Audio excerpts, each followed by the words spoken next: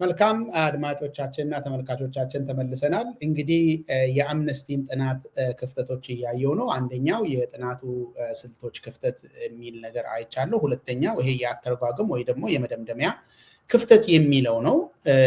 ያንን ቃል ገብቼ ነው በሙዚቃ ሽግግር የተለየዋችሁ። እንግዲህ እዚህ ውስጥ ደግሞ አንድ የሚነሳ ነገርና በዶክመንቱን ያነበበ ሰው በግልጽ ማየት እንደሚችለው አምነስቲ ይሄንን ጥናት ሲጨርስ ለተከሳሹ አላቀረበም ሐሳብ እንዲሰጥበት። ቀጥታ ወደ መደምደሚያ ነው ሄደው።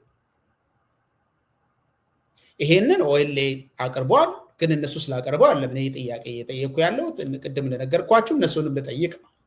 የጠየቃችሁ ጥያቄ ምን አይነት ጥያቄ ነው? ለምን አማራጭ የለም ወይ የሚል የነሱንም በኋላ ጠይቄ ስለማሳይ ይሄኛው ግን አሳማኝ ነገር ነው። ምክንያቱም ሂውማን ራይትስ ዎችም አምነስቲ ኢንተርናሽናልም ኢትዮጵያ ውስጥ ግኝታቸውን ሲጨርሱ ለከሰሱት አካል ወይ ደግሞ ግኝታቸው የሚያጠቃልላቸውን ስሞች ሁሉ ዶክመንቱን አጋርተው ይሄ የኛ ግኝት ነው መልስ ስጡበት ነው የሚሉት።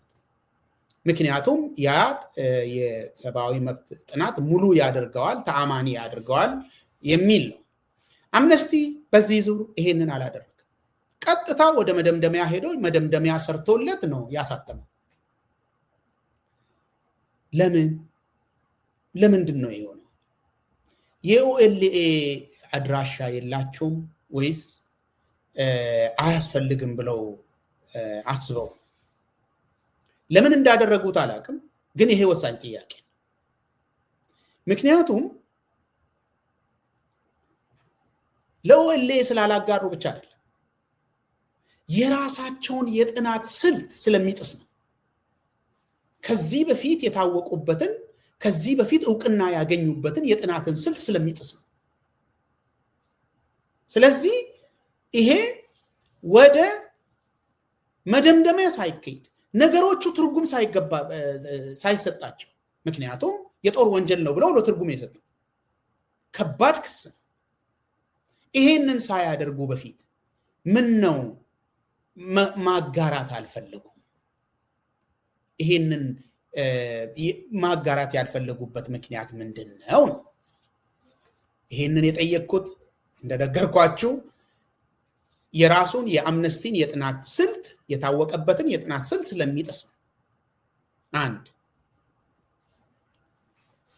አምነስቲ የራሱን የጥናት ስልት ለመጣስ ፈቃደኛ ከሆነ በተለይ ደግሞ ሁሉ ጊዜ የሚጠቀምበትን የጥናት ስልት ለመጣስ ፈቃደኛ ከሆነ በጣም ሲሪየስ የሆኑ ሰዎችና በክስ የቀረበበት አካባቢ በተለይ ኦሮሚያ ላይ ዕውቀት ያላቸው ሰዎች ስለ አምነስቲ መደምደሚያ ጥያቄ ቢያነሱ እውነት የላቸውም ወይ? ስጋት ቢገባቸው እውነት የላቸውም ወይ? ስለ ኦኤልኤ እርሱ ምክንያቱም ተከሳሽ። ነገር ግን አንድ ባለሙያ ከዚህ በፊት የምጠቀመው የጥናት ስልት ይሄ ነው፣ እኔ እንዲህ አይነት ድርጅት ነኝ፣ ከዚህ በፊት ይሄንን እጠቀማለሁ እንደዚህ አይነት ክስ ሳቀርብ፣ አሁን ግን አልተጠቀምኩም ስትል ለምን እያለ መልስ ከሌለ በሌላ ቋንቋ አምነስቲ ራሱ የለመደውን ራሱ ያስለመደንን የጥናት ስልት ለመጣስ ፈቃደኛ ከሆነ በዚህኛው ጉዳይ ላይ ጠለቅ ያለ ዕውቀት ያላቸው ሰዎች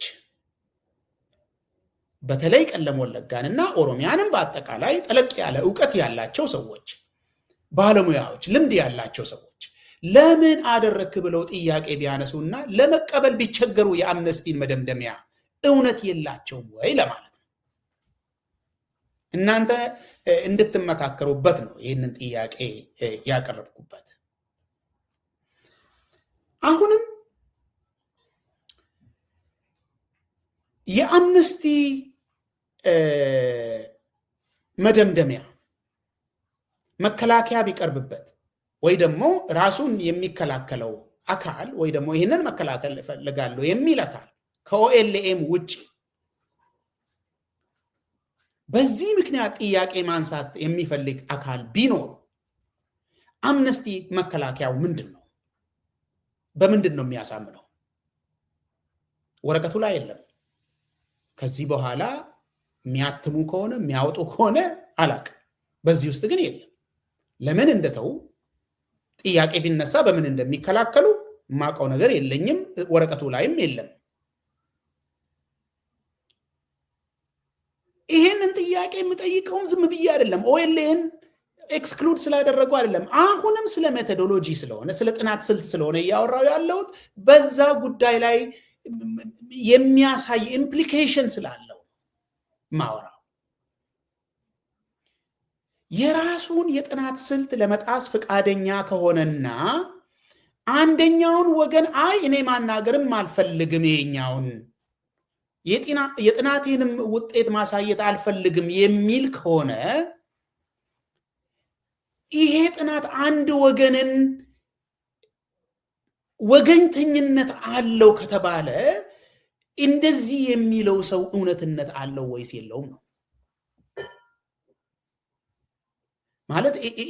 ክሱ የሚመለከተው አካል ልታቀርበው ሲገባ ወረቀቱን ሳታቀርብ ስትቀር፣ በተለይ ደግሞ የታወቅበት የጥናት ስልት ሆኖ እያለ ይሄ ነገር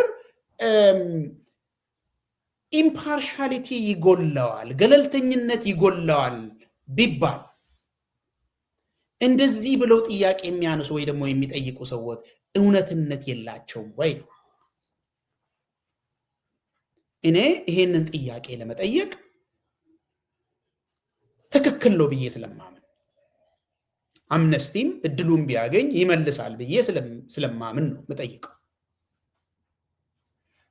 ስለዚህ ስለ ወገንተኝነት ጥያቄ የሚያነሳ ነገር ነው ማለት ነው። በሌላ ቋንቋ ይሄ ጥናት ወገንተኛ ነው ከተባለ አንዱ ወገንተኛ የሚያሰኘው ምክንያት አንዱ ይሄ ነው።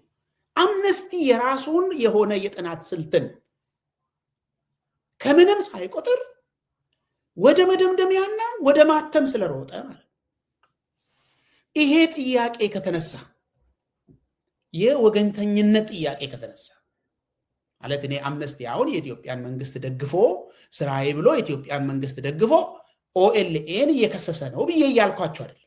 ይሄንን ያደርጋል ብዬም እኔ አላምንም፣ ማመንም አልፈልግም። ነገር ግን ይሄንን የሚያጠኑት ሰዎች በአንድም በሌላም በኩል ኢትዮጵያውያን ናቸው። በግጭቱ ውስጥ ፍላጎት ሊኖራቸው የሚችሉ ሰዎች ናቸው። ተያያዥነት ሊኖራቸው የሚችላሉ ጉዳዮች ናቸው። የሚመጡት ጉዳዮች ሰዎችን የሚያያይዙ፣ ሰዎችን የሚያገናኙ፣ በጥቅም በማስፈራሪያ ቅድም የነገርኳችሁን ነገሮች ሰዎችን የሚጠልፍ ነገር አለ። ስለዚህ አምነስቲ በጣም የማምናቸው ያለው ሰዎች ላይ ነው የተመሰረተው። ዞሮ ዞሮ ግን ሁሉም ኢትዮጵያዊ ነው።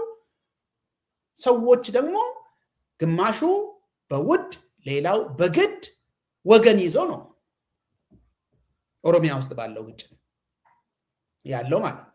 ስለዚህ አምነስቲ ጥናቱ ወገንተኛ ነው ከተባለ ካጠኑት ሰዎችና ከሰዎቹ ጋር ተያይዞ ነው የሚል እንጂ እኔ አምነስቲ ስራዬ ብሎ የአብይን መንግስት ለመደገፍ ይሰራል የሚል እምነትም የለኝም። እንደዚህ ለማመንም ፍላጎቱ የለኝም።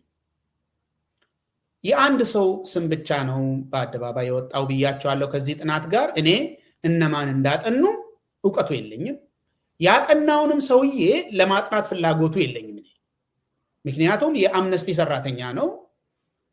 በዚህ ጊዜን የማጠፋበት ምክንያት የለም። ባክግራውንዱ ምንድን ነው? ከዚህ በፊት ምን ሰራ? ምን ያክል ተአማኒነት አለው ስራው? የሚሉ ጥያቄዎች ማለት ነው።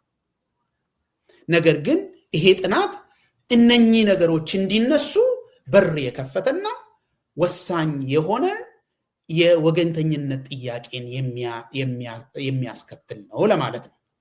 አሁን እንግዲህ ኦኤልኤ ወደ ሰጠው መልስ እናልፋለን ከሙዚቃ ሽግግር በኋላ።